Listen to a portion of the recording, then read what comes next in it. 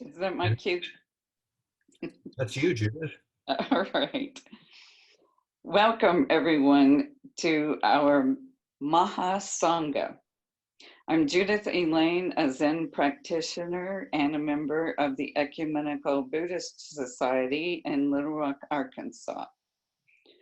We offer daily and weekly meditation to everyone in several different Buddhist traditions. We also bring to Arkansas teachers in these traditions. In March 2019, Flint came to EBS for the first time.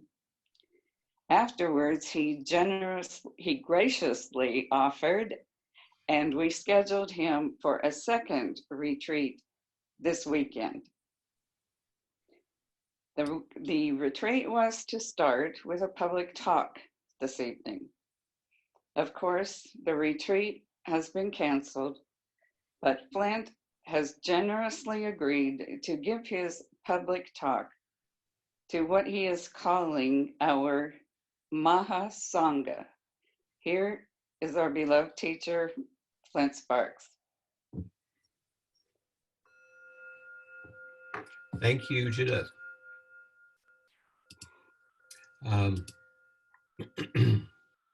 Let's see here.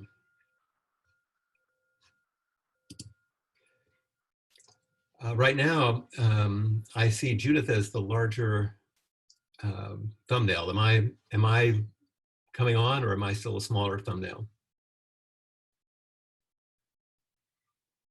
Flint, Susan from Guadalajara. And yes, I'm looking right at you and on the big screen. Thank you. Okay, thank you. That's great.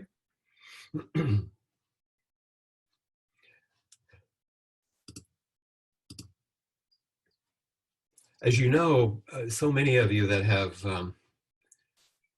been with me in various teaching contexts, it's unusual that I would actually write out a talk, but I've written a few things. So if I'm glancing down now and then, I'm looking at things that I've written, because this is a very different offering than the one I planned several months ago in response to the invitation by our host, the wonderful Buddhist Sangha in Little Rock.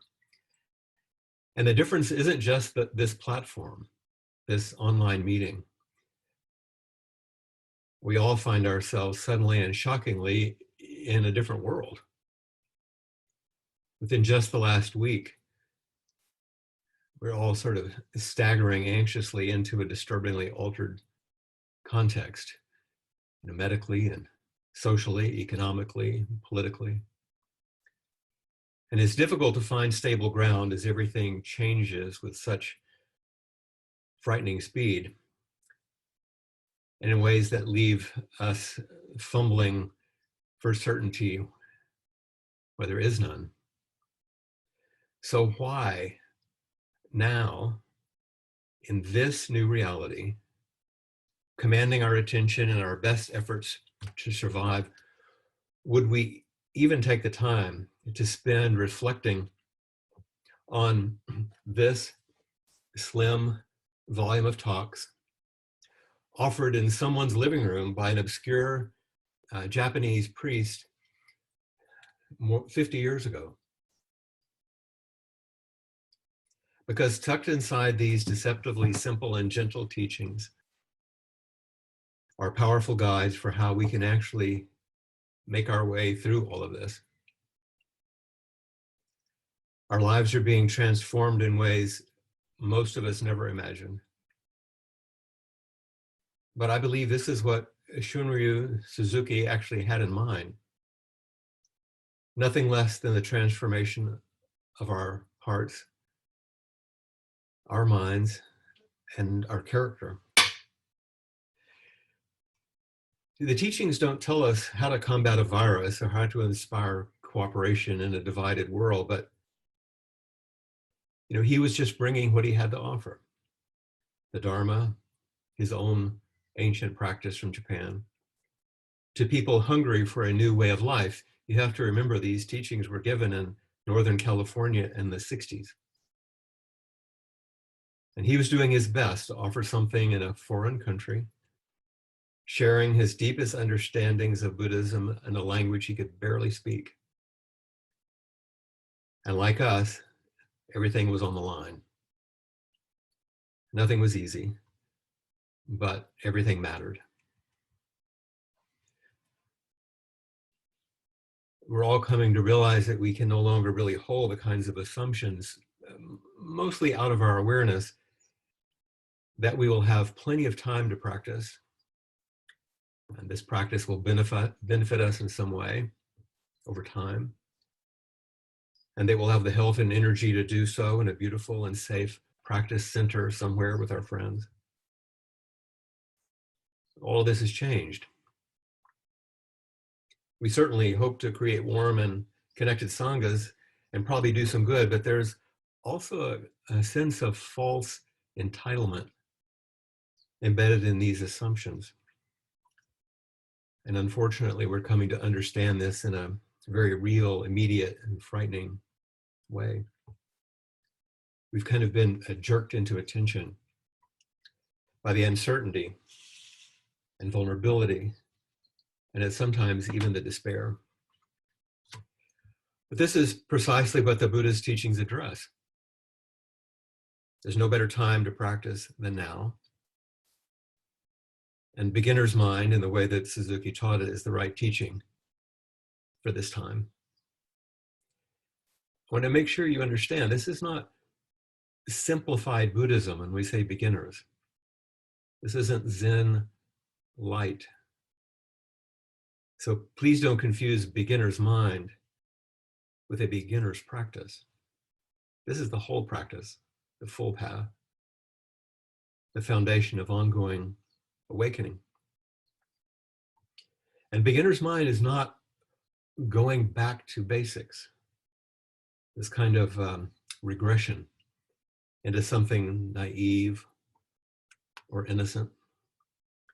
It's a perspective and a practice path which can help us in these times.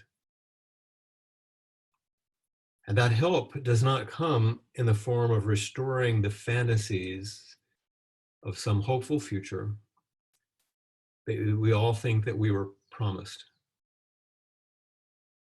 Most of us by now probably feel some sense of being robbed of the bright future that we felt was owed to us. And this is particularly an American illusion, I think, in some ways, or at least a modern Western view, that the future is always bright and things will always, eventually and inevitably get better. 2,500 years ago, the Prince Siddhartha Gautama plunged into a practice that changed the world in precisely the same way. He had it all. A great, abundant, rich, protected life. But when he discovered that his illusory and limited views of the world weren't actually real, that people suffered the decline of old age, that they did become ill and eventually died, he was stopped in his tracks, as we are now, by this knowledge. It's not new knowledge, but it's a new impact. And he knew he had to turn in a new direction if he was to meet the whole of life more wisely and compassionately. And now, so must we. So let's dedicate our practice in this brief time together this evening to all those who are ill, to all those who are caring for the ill, for all those who are working for the benefit of those in need in any way, and for all who are practicing for the sake of others. In other words, for all beings everywhere. So we take just a moment to have a sense of offering the merit of our practice to all beings everywhere. Now, obviously, in this brief amount of time, I'm not going to teach the full content of Zen Mind, Beginner's Mind in this short talk, but I do hope that you will read the book I hope that you will get it and take a look. Mine, the one I was just showing you, this one's about to fall apart because I've read it and reread it so many times over the years. So my hope is that in this time together, I can orient you to this small text and also the practice perspective, which will inform and support any Buddhist practice, regardless of the lineage or cultural form. Whether you practice in a Vipassana tradition, a Tibetan tradition, Chinese Chan or Japanese Zen, it doesn't really matter. If you're a Christian or a Jew, it doesn't matter, Islamic, all of these practices are going to be supported and deepened by the teachings that we're going to review tonight. Someone asked Suzuki Roshi once, what is Zen? And he said, Zen is when any religion goes beyond itself, including Zen. So he's making a little bit of a cheeky statement that this practice is for everyone. And so I hope that when we finish this particular talk, that you'll leave wanting more, maybe with more curiosity and more willing to step back into the spacious possibility of beginner's mind. You know, Suzuki Roshi in the late 60s was teaching beginners. These are people that had no experience of Zen, very little experience with Buddhism.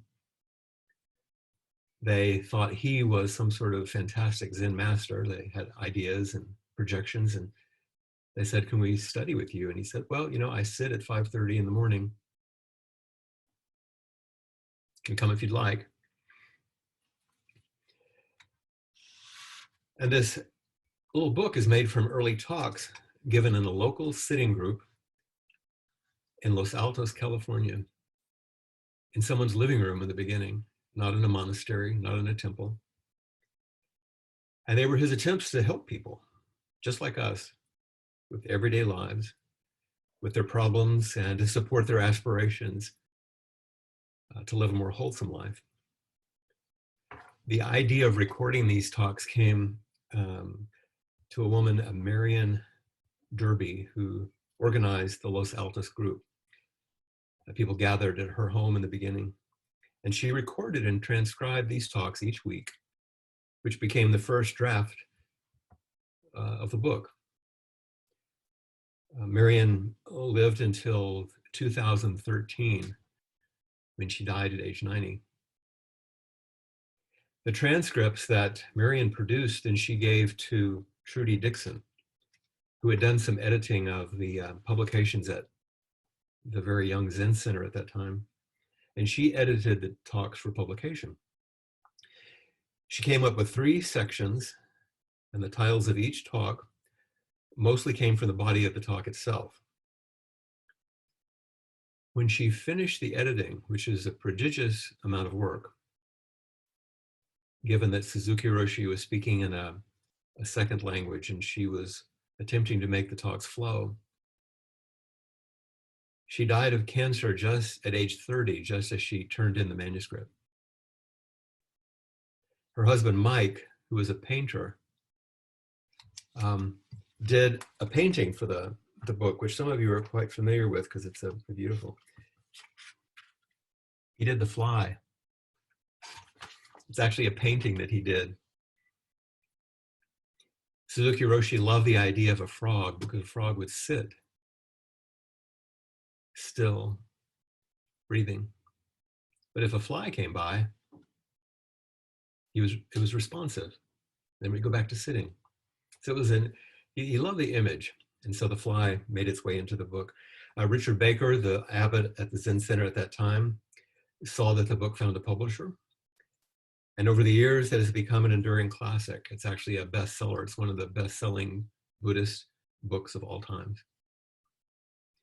And it's gone outside the boundaries of Buddhist literature even and found its way to others. The only talk in the book, by the way, that is not wasn't given to this small group in Los Altos is the epilogue at the end, which is it's a condensation of 2 talks which was later given at San Francisco Zen Center's Page Street Temple, the place where I did most of my training and most of my formal practice. 40 years after its publication, which is now 10 years ago, David Chadwick, his biographer, who wrote Crooked Cucumber, wrote an afterword, which doesn't appear in this volume. If you buy the 40th anniversary edition, there's an afterwards. This is what he said. When Shunryu Suzuki saw a published copy of Zen Mind, Beginner's Mind, he looked it over for a minute and commented, "Good book. I didn't write it, but it looks like a good book." That was 40 years ago, in the summer of 1970. He and a few students were in the foyer of the San Francisco Zen Center's City Center, standing around some boxes of the newly published hardcover. Most of Suzuki's students didn't get too excited when Zen Mind, Beginner's Mind came out. We had him. And he told us to forget what he said in his lectures, and instead to put our effort wholeheartedly into zazen and mindfulness. The most enthusiastic responses came from outside of the community and outside of his students. But Shunryu Suzuki's renown as a seminal spiritual teacher is almost entirely due to this one unique volume. Rick Fields, another Buddhist teacher who's also died, wrote what some of you may have seen, How the Swans Came to the Lake. It's a history of Western Buddhism. This is what he wrote. Zen Mind, Beginner's Mind had a fresh, early morning quality to it. Suzuki Roshi spoke with a spare voice, unpretentious and humorous. It was in fact an American Buddhist voice, unlike any heard before, and yet utterly familiar. When Suzuki Roshi spoke, it was as if American Buddhists could hear themselves perhaps for the first time. And I've had that experience. In 1994, as I began my formal practice at San Francisco Zen Center, a friend of mine knew I was traveling to practice there when I could. And he said, could I sit with you? I'd like to learn to meditate. And I said, well, I don't know what I'm doing, but sure, come sit with me. And so we met every Thursday morning in my office, in the group room, my psychotherapy office. And we put some cushions on the floor and lit a candle and some incense. And we had a cassette tape player. Remember cassette tape players? And we listened each week to one chapter of Zen Mind, Beginner's Mind, read by Peter Coyote, who did the audio book. When we got to the end, we started over. That sitting with two people became three people with my yoga teacher, Devin Diedrich, and then later other friends came. And that was the seed that created the Austin Zen Center. In 1997, I saw that there was a practice period happening in Japan, a 1-month intensive practice led by my teacher, Blanche Hartman, her teacher, Mel Weitzman, and Suzuki Roshi's son, Uitsu Suzuki, at Suzuki Roshi's temple, Rinso-in Yaizu, Japan. And I thought, well, I can't really miss this.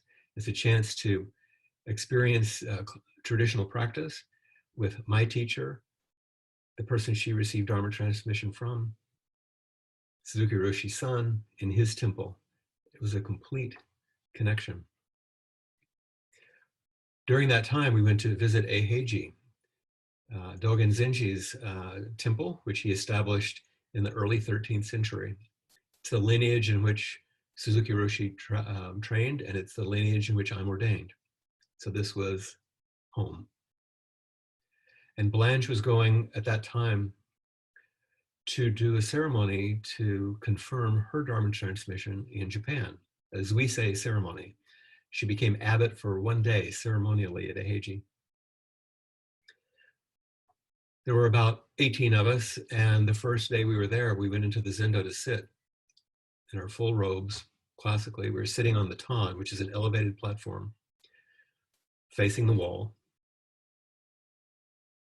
And sitting in silence, we could hear the door open to the zendo, and someone walked in. And of course, you don't move, you don't turn around.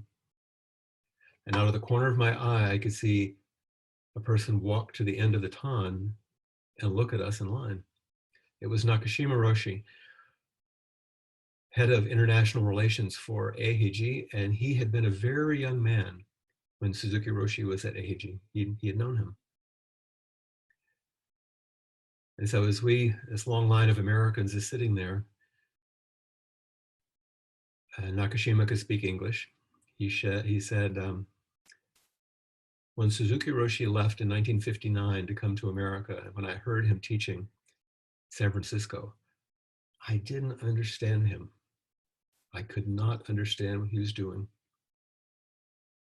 Today, I see what he was doing. And then he turned and walked out.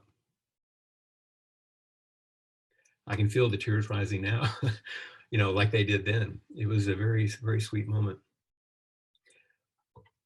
And this is what Zen Mind, Beginner's Mind set in motion. Richard Baker, in his introduction, said, the practice of Zen Mind is beginner's mind. The innocence of the first inquiry, what am I, is needed throughout Zen practice. The mind of the beginner is empty, free of the habits of the expert, ready to accept and to doubt, and open to all the possibilities. It's the kind of mind which can see things as they are, which step by step, and in a flash, can realize the original nature of everything. So let's walk through a few highlights, beginning with the prologue, in which we find the famous statement about beginner's mind. And by the way, if you read the book or you borrow the book from someone, read the prologue. It's enough for a lifetime. It's actually hard to get past just the prologue. And I'm going to select just a few things from it. If you have your book there, you can take a look at it. But certainly it's not necessary, but I'm going to give you just a feel for some of the teachings as we just take a few stepping stones through the book. Suzuki Roshi begins, people say practicing Zen is difficult, but there is a misunderstanding as to why. It's not difficult because it is hard to sit in the cross-legged position or to attain enlightenment. It's difficult because it's hard to keep our mind pure and our practice pure in its fundamental sense. I'm interested in helping you keep your practice from becoming impure. In Japan, we have the phrase shoshin, S-H-O-S-H-I-N, shoshin, which means beginner's mind. The goal of practice is always to keep our beginner's mind. Later in that paragraph, he says, our original mind includes everything within itself. It's always rich and sufficient within itself. You should not lose your self-sufficient state of mind. This does not mean a closed mind, but actually an empty mind and a ready mind. If your mind is empty, it's always ready for anything. It's open to everything. And then the famous statement comes. In the beginner's mind, there are many possibilities. In the expert's mind, there are few. And I believe, as a comment, he's speaking about basic awareness. The Dzogchen practitioners in Tibet talk about this pristine state very similarly in every tradition. So it doesn't mean an empty mind like a blank consciousness. It means primary consciousness that holds everything, out of which everything arises and which everything passes away, to return to that rather than the complex contents of our consciousness with which we become so enchanted and lose our way. Later on, he says, in the beginner's mind, there's no thought, I have attained something. All self-centered thoughts limit our vast mind. See, that's one of the contents we get enchanted by. I got something. When we have no thought of achievement, no thought of self, we're true beginners. Then we can really learn something. The beginner's mind is the mind of compassion. And when our mind is compassionate, it is boundless. And that one sentence when he says, when our mind is compassionate and is boundless, he's including all of wisdom and all of compassion, the foundations of Buddhist teachings. Dogen Zenji, the founder of our school, always emphasized how important it is to resume our boundless original mind. Then we're always true to ourselves, in sympathy with all beings, and can actually practice. So the most difficult thing is always to keep your beginner's mind. There's no need to have a deep understanding of Zen.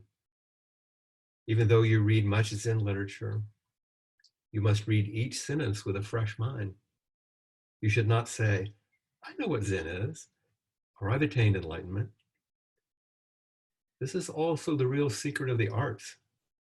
Always be a beginner. And I've seen images of him when he's talking, he would say, be very careful about this point. If you start to practice Zazen, you will begin to appreciate your beginner's mind. It's the secret of Zen practice. So you can see in sort of the simple, encouraging, sort of gently parental language in a way.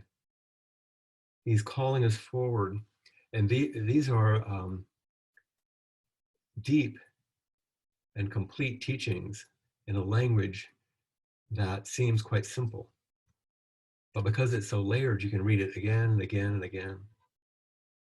So how do you keep beginner's mind? How is this practice actualized? The first section of the book, there are 3 sections, is titled Right Practice.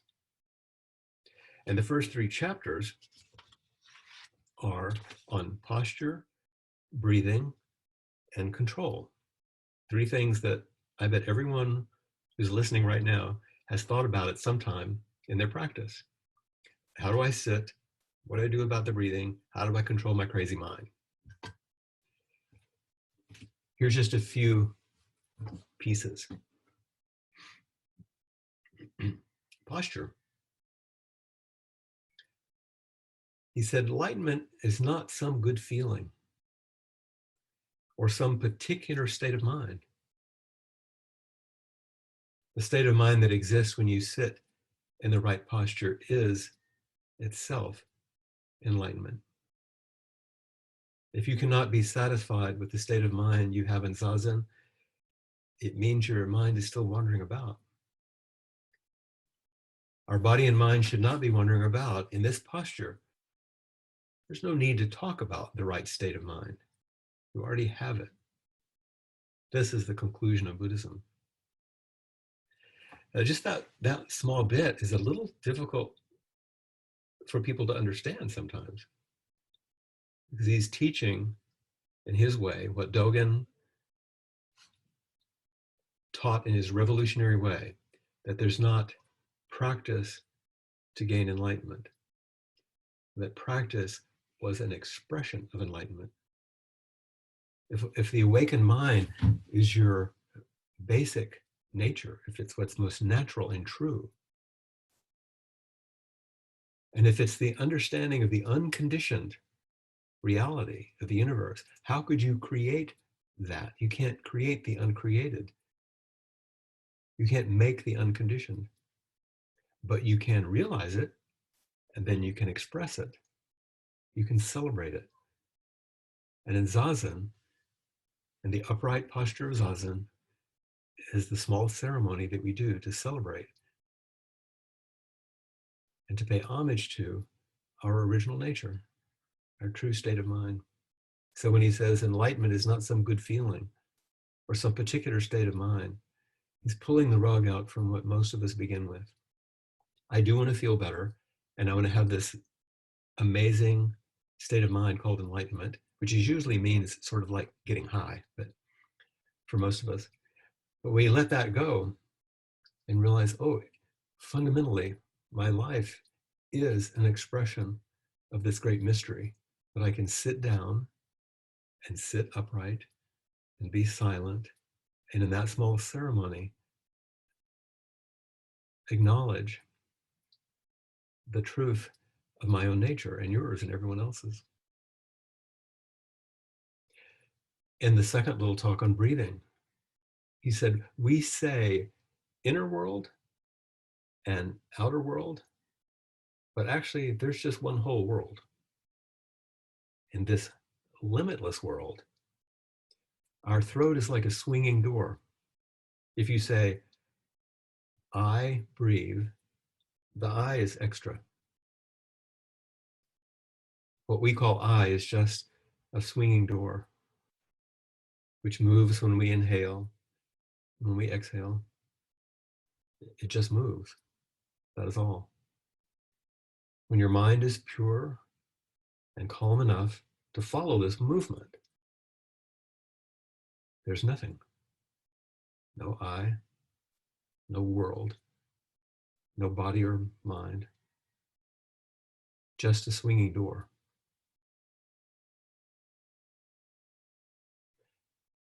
It's a beautiful image, I think. And it, once again, pulls just a slight rug out from under the idea that there's a special way I should breathe, and if I do, then I'll achieve this special thing.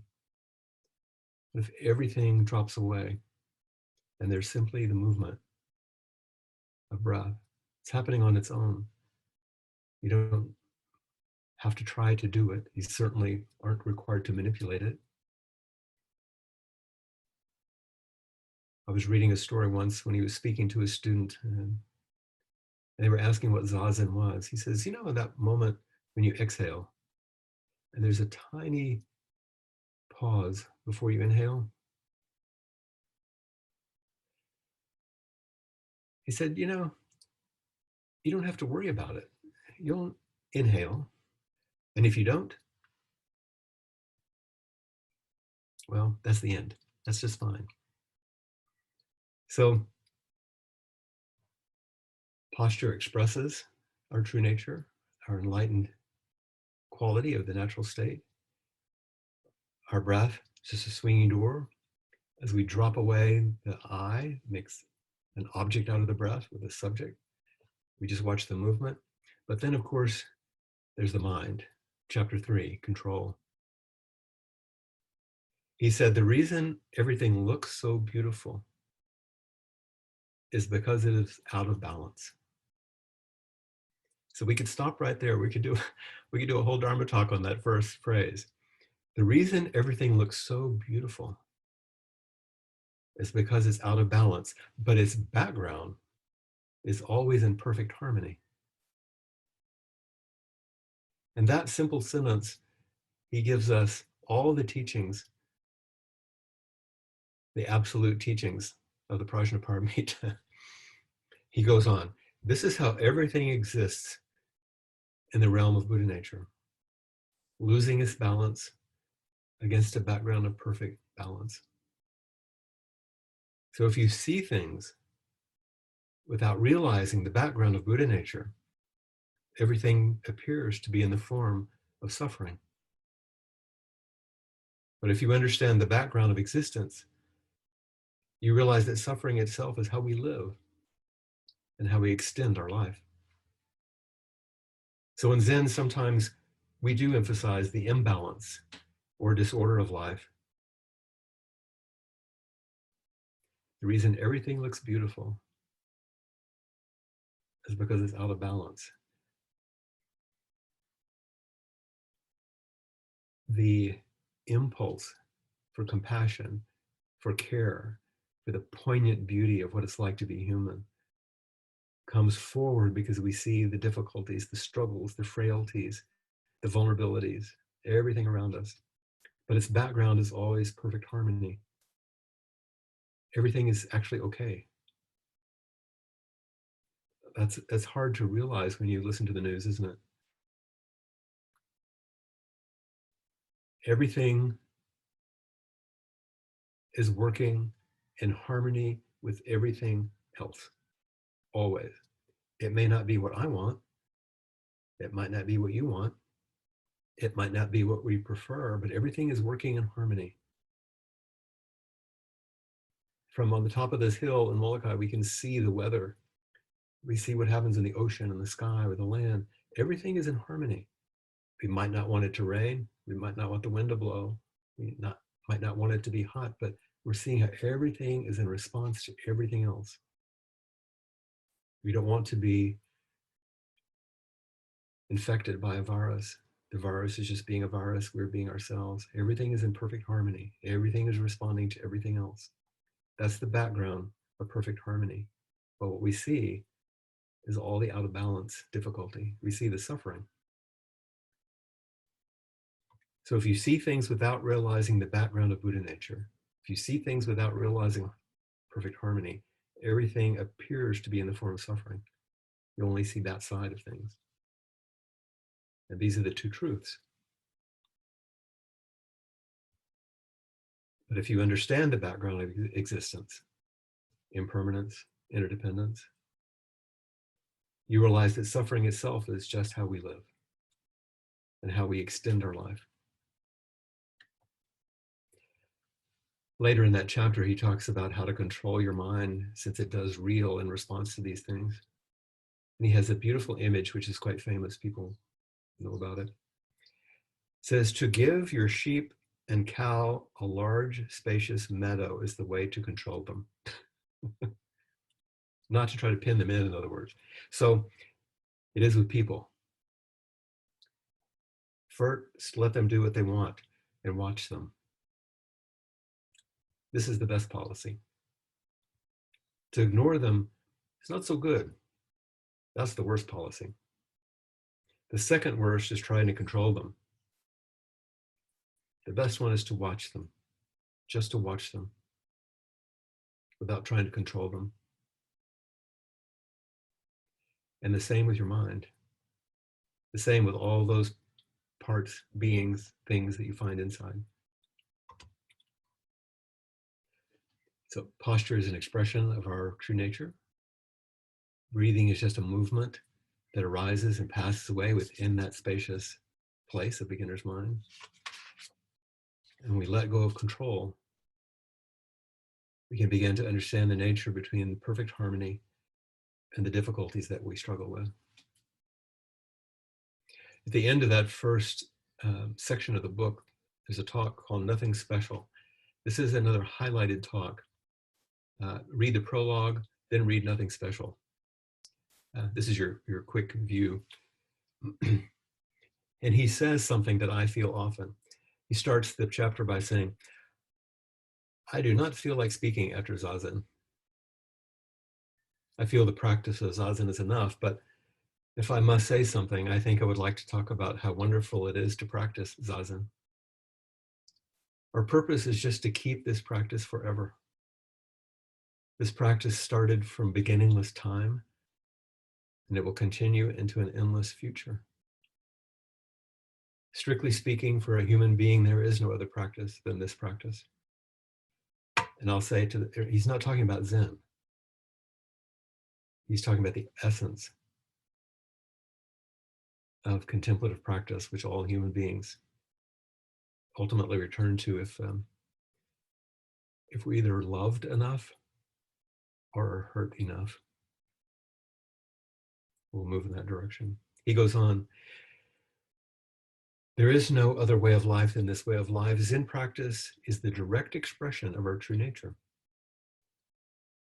Of course, whatever we do is the expression of our true nature. But without this practice, it's very difficult to realize. It's our human nature to be active and the nature of every existence.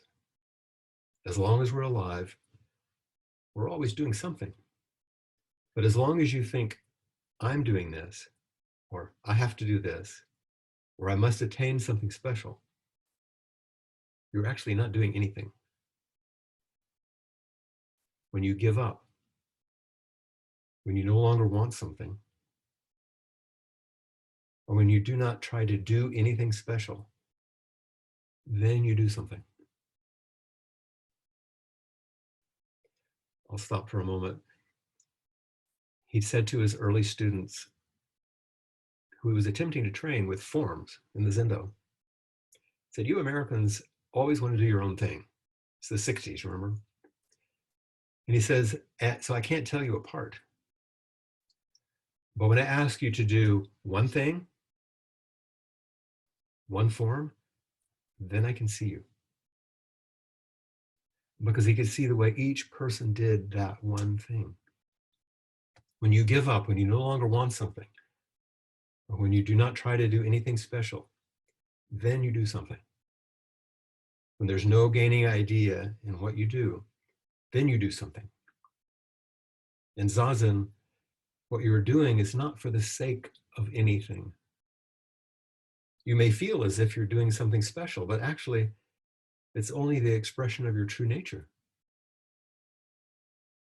It's the activity which appeases your inmost desire. It's the activity that appeases your inmost desire. He would ask his students, what is your inmost request? What is the deepest thing that you're called to in practice? And we sit in meditation, in whatever form you use. This activity appeases your inmost desire. But as long as you think you're practicing Zazen for the sake of something, there's no true practice. If you continue this simple practice every day, you will obtain a wonderful power. So he dangles something a little bit here. Before you attain it, it's something wonderful. But after you obtain it, it's nothing special. It is just you yourself. Nothing special. As a Chinese poem says, I went and I returned. It was nothing special. Rozan, famous for its misty mountains, Seiko for its water. Things this person saw, you know. People think it must be wonderful to see the famous range of mountains covered by mist and the water said to cover all the earth. But if you go there, you'll see that it's just water and mountains. Nothing special. It's a kind of mystery that for people who have no experience of enlightenment, enlightenment is something wonderful. But if they attain it, it's nothing special. But yet, it is not nothing. And then he asked, do you understand? Knowing at that point, of course, you don't. For a mother with children, having children is nothing special. That's Zazen. So if you continue this practice more and more, you will acquire something. Nothing special, but nevertheless something. You may say universal nature or Buddha nature or enlightenment. You may call it by many names, but for the person who has it, it is nothing, and yet it is something. Some of you may have heard this from your teachers as well, but for me, almost every teacher I've studied with deeply has said, well, you know, as you make your way into more awakening, you're going to be very disappointed. It's not anything very special. It's mainly things falling away. But the space that's made when those things fall away is something special. Later he says, intellectually my talk makes no sense. But if you have experienced true practice, You'll understand what I mean. Buddha says, everything has Buddha nature. Buddha said, everything has Buddha nature. Dogen reads it this way, everything is Buddha nature. There's a difference. If you say everything has Buddha nature, it means Buddha nature is in each existence. So Buddha nature and each existence are different. But when you say everything is Buddha nature, it means everything is Buddha nature itself. Where there is no Buddha nature, there's nothing at all. Something apart from Buddha nature is just a delusion. So he goes on, but so to be a human being is to be a Buddha. Buddha nature is just another name for human nature, or true human nature. Thus, even though we do not do anything, you're actually doing something. You're expressing yourself. You're expressing your true nature. Your eyes will express, your voice will express, your demeanor will express. The most important thing is to express your true nature in the simplest, most adequate way and to appreciate it in its smallest existence. The most important thing is to express, you're not getting, to express your true nature in the simplest, most adequate way and to appreciate it in its smallest existence. He said in another place, doing one thing completely is awakening. While you are continuing this practice week after week, year after year, your experience will become deeper and deeper. And your experience will cover everything you do in your everyday life. The most important thing is to forget all gaining ideas, all dualistic ideas. In other words, just practice Zazen in a certain posture. Do not think about anything, just remain on your cushion without expecting anything. Then eventually you will resume your own true nature. That is to say, your own true nature resumes itself. So this is another wonderful example where he's actually offering very advanced teachings about non-duality, about the universal nature of mind, about its expression in the incarnate human being, and about how one practices with these two truths. And yet it's in a language that is down to earth and very inviting.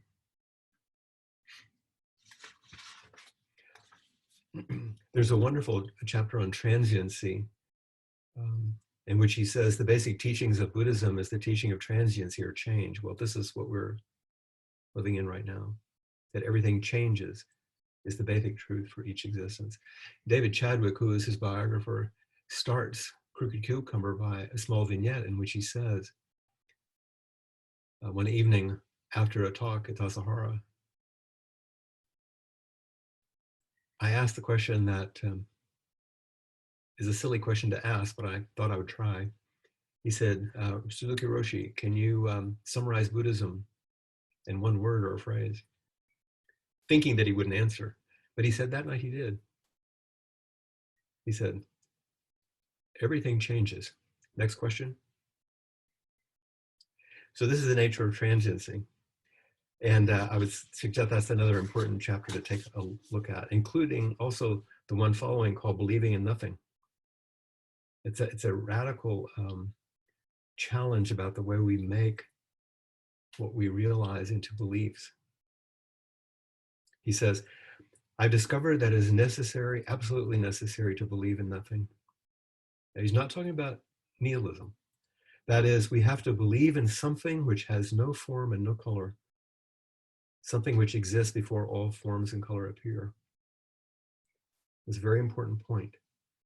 No matter what God or doctrine you believe in, if you become attached to it, your belief will be based more or less on a self-centered idea. And he goes on about how once we form things, there's an old teaching story about Mara. You know, Mara is the sort of devil of Buddhism, the tempter, the one who throws you off the path. And in this teaching story, it said that Mara and his minions were watching a woman who was walking down the road, and they could tell that she had had an enlightenment experience. She'd waked up. She was an amazing being. And the minion for Mara said, uh-oh, this one woke up. What are we going to do? Mara said, oh, don't worry. She'll turn it into a belief. And this is what Suzuki Roshi is talking about. Given the nature of our time, let's go to the epilogue. There's a couple of things I want to say because they're so inspirational. I was going over some of these things earlier today with Aaron and talking about some of the things I wanted to emphasize. And I was reading this, and I hope I don't do what I did when I was reading to him, which is I began to weep. Suzuki Roshi says, here in America, he was speaking to Americans. There are more of you than just Americans, of course, listening probably. Here in America, we cannot define Zen Buddhist the way we do in Japan. American students are not priests and yet not completely laymen. I understand it this way, that you're not priests is an easy matter, but that you're not exactly laymen is more difficult. I think you are a special people and want some special practice that is not exactly priest practice and not exactly layman's practice. You're on your way to discovering some appropriate way of life. I think this is our Zen community, our group.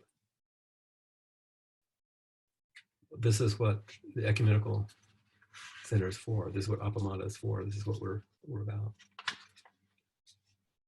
Later, he speaks about big mind, about the spatial. He says, the big mind in which we must have confidence is not something which we can experience objectively. It's something which is always with you, always on your side. Your eyes are on your side. You cannot see your eyes. Your eyes can't see themselves. Eyes only see things outside, objective things. If you reflect on yourself, that self is not your true self anymore. You cannot project yourself on some objective thing to think about. The mind, which is always on your side, is not just your mind. It's universal mind, always the same, not different from another's mind. It's Zen mind. It's big, big mind.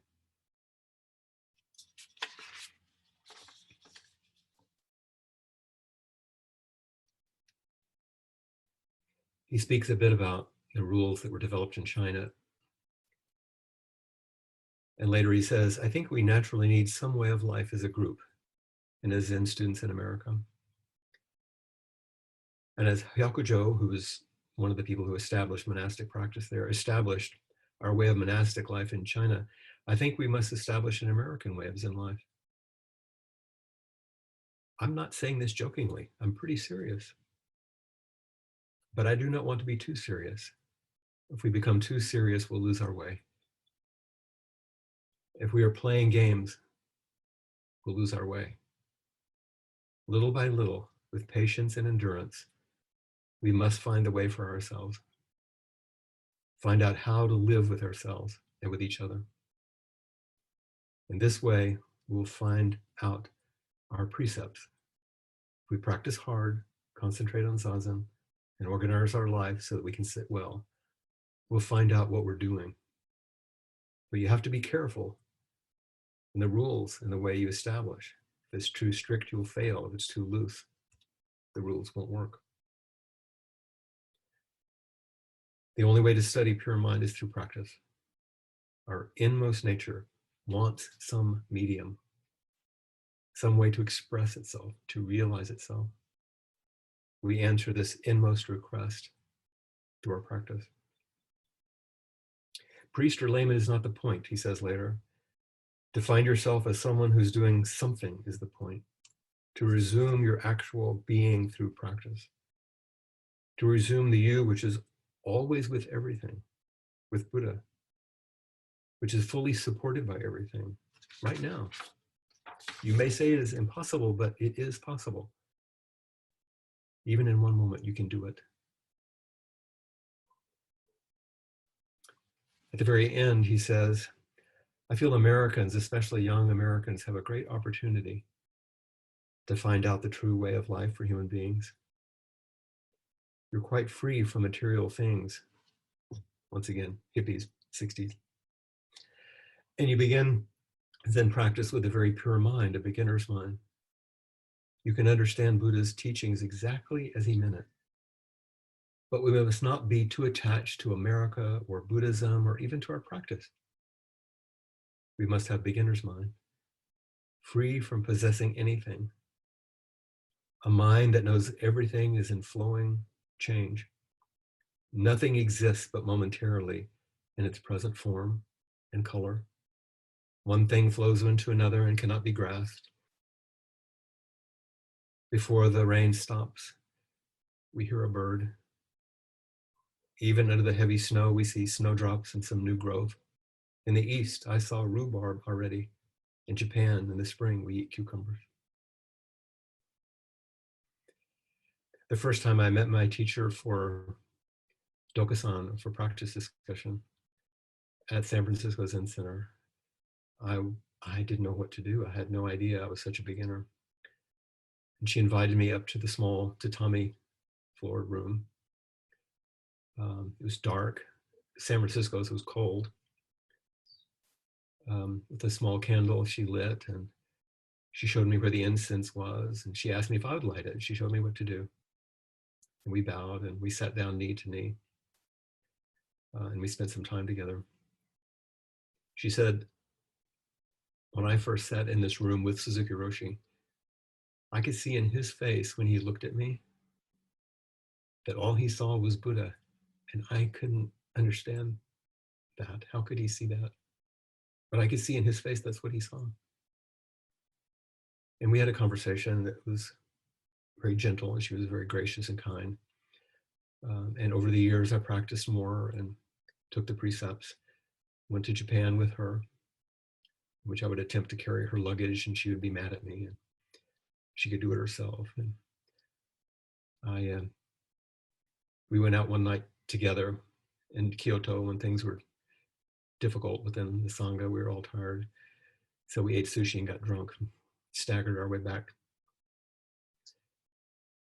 But after that first morning in that room in which Suzuki Roshi had sat, the next morning I walked down to Market Street in San Francisco and bought a beautiful kalo lily, put it on her doorstep in the apartment where she lived, which is where Suzuki, Shunryu, and Mitsu used to live, with this haiku. Floorboards creak, clear breeze over the windowsill, Buddha Dharma flowers.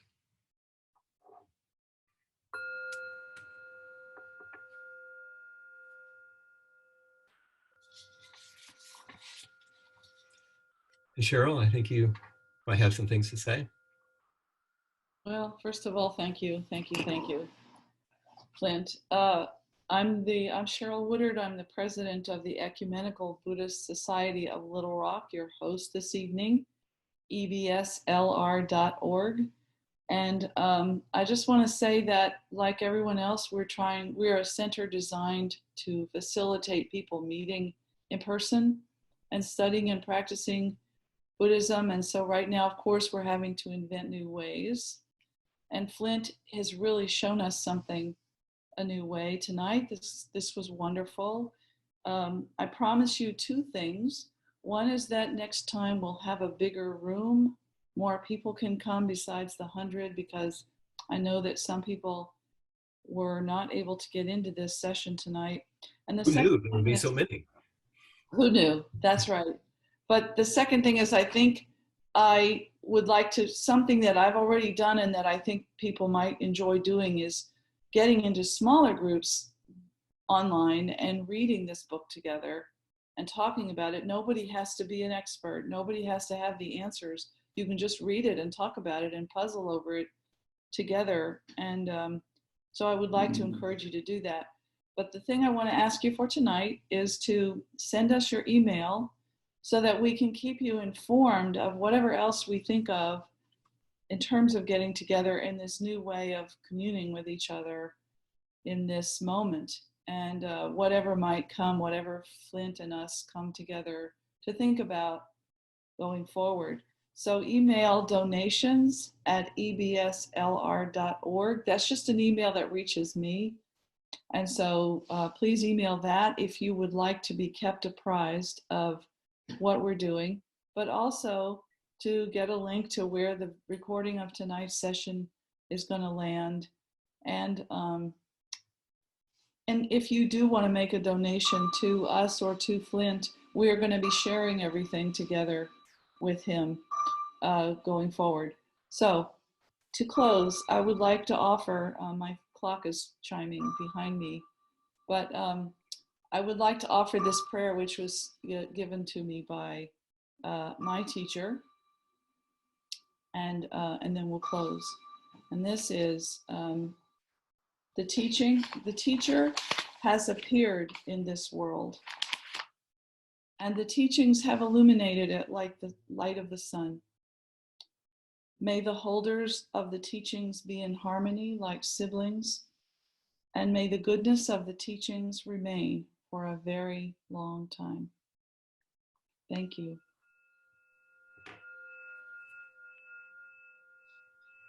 Thank you for this opportunity. Look forward to more.